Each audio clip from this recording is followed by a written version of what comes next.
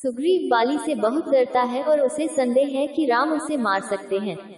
वह उसे बाली की शक्ति के बारे में कई उल्लेखनीय कहानियां सुनाता है। सबूत के तौर पर वह राम को साल के पेड़ में एक छेद दिखाता है जिसे बाली ने एक ही बार में बनाया था। जब राम की बारी आती है तो वह एक तीर से 7 साल के पेड़ों को भेद देता है। पेड़ों को भेदने के बाद तीर एक बड़ी चट्टान पर भी लगता है और उसे टुकड़ों में विभाजित कर देता है। सुग्रीव खुश होता है और कहता है, हे राम, आप महान हैं। राम सुग्रीव से वाली को चुनौती देने और उसे किष्किंधा से बाहर लाने के लिए कहते हैं। जैसा कि राम बाद में बताते हैं, 14 साल से वह किसी शहर में प्रवेश नहीं कर पाए हैं। इसके अलावा राम वाली की सेना का कोई अनावश्यक रक्तपात नहीं चाहते हैं, जिसके साथ वह मैत्रीपूर्ण संबंध बनाए रखना चाहते हैं। इसके बावजूद वाली को मारना राम के लिए असंभव नहीं होगा क्योंकि सुग्रीव और वाली एक जैसे जुड़वा थे। कुछ ही दिन पहले राम ने खर और दूषण और उनकी 14,000 राक्षसों की सेना को मार डाला था। सुग्रीव ने राम के साथ गठबंधन किया। राम अपनी अपहृत पत्नी सीता की खोज में पूरे भारत में यात्रा कर रहे थे। सुग्रीव ने रावण को हराने और सीता को बचाने में राम की मदद मांगी। दोनों ने बाली को राजगद्दी से हटाने की योजना बनाई। सुग्रीव ने बाली को युद्ध के लिए ललकारा। जब बाली चुनौती का सामना करने के लिए आगे बढ़ा तो राम ने वन से निकलकर उसे बाण से मार डाला।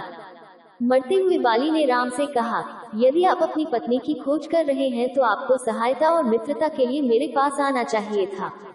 जो कोई भी सीता को ले गया था, मैं उसे आपकी दया के अधीन आपके चरणों में पहुंचा देता। 8. वली ने निम्नलिखित प्रश्न पूछे। 9. उसने मेरी पत्नी को विधवा बना दिया और मेरा राज्य छीन लिया। मेरा अपराध क्या था? अगर मैंने कोई अपराध भी किया है अपने भाई के साथ तो तुम्हें मुझे मारने का क्या अधिकार है? मैं सीता को पाने में तुम्हारी मदद करता। तुम्हारे पिता राजा दशरथ ने राक्षसों से लड़ने में मेरे पिता राजा इंद्र की मदद की थी। राम ने वाली को निम्नलिखित उत्तर दिया। छोटे भाई के साथ बेटे जैसा व्यवहार करना चाहिए। अगर उसने कोई गलती भी की हो तो उसे माफ कर देना चाहिए, खासकर तब जब उसने वादा किया हो कि वह जीवन भर आपका सम्मान करेगा।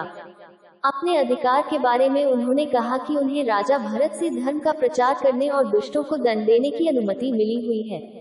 मायावी से युद्ध करते हुए आपने अपना राज्य खो दिया और अब आप राजा नहीं रहे, तो मैं आपसे मदद कैसे मांग सकता हूँ? वाली की मृत्यु के बाद सुग्रीव ने अपना राज्य पुनः प्राप्त कर लिया और अपनी पत्नी रूमा को वापस पा लिया। वाली और तारा के पुत्र अंगद को युवराज या युवराज बनाया गया। 4. राम द्वारा बाली का वध विशेष महत्व रखता है। शुरुआत में बाली ने राम से अपने वध के बारे में बहस की। राम ने उसे विभिन्न पुरुषार्थों के बारे में समझाया और बताया कि कैसे सब कुछ कालचक्र के अनुसार पूर्व निर्धारित था और उसे मोक्ष प्रदान किया। तब बाली आश्वस्त हो गया और उसने अपने बेटे अंगद से भी अपने चाचा सुग्रीव के साथ खड़े होने और राम के दिव्य कार्य में सहायता करने के लिए कहा। उद्धरण की आवश्यकता। वाली का पुत्र अंगद राम की सेना में शामिल हो गया और उसे रावण के खिलाफ राम के युद्ध में महत्वपूर्ण जिम्मेदारियां दी गईं। चूंकि राम ने बाली को मार दिया था, इसलिए राम ने बाली को आशीर्वाद दिया कि वह उनके बाण से मरेगा, जिसे वह कृष्ण के अवतार लेने पर छद्म रूप से चलाएगा। बाद में बाली ने द्वापर युग में जरा नामक शिकारी के रूप में जन्म लिया ताकि वह विष्णु के अगले अवतार कृष्ण को मार सके, ठीक उसी तरह जैसा राम ने कहा था। वह जंगल में शिकार की तलाश कर रहा था और उसने एक हिरण देखा, लेकिन वह वास्तव में कृष्ण का नंगा पैर था। उसने एक लोहे के टुकड़े से बंधा हुआ तीर चलाया।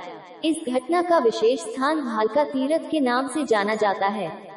ये पश्चिमी भारत के गुजरात राज्य में स्थित है, जहां कृष्ण का अंतर्धान हुआ था और इस प्रकार द्वापर युग का अंत और कलयुग की शुरुआत हुई थी।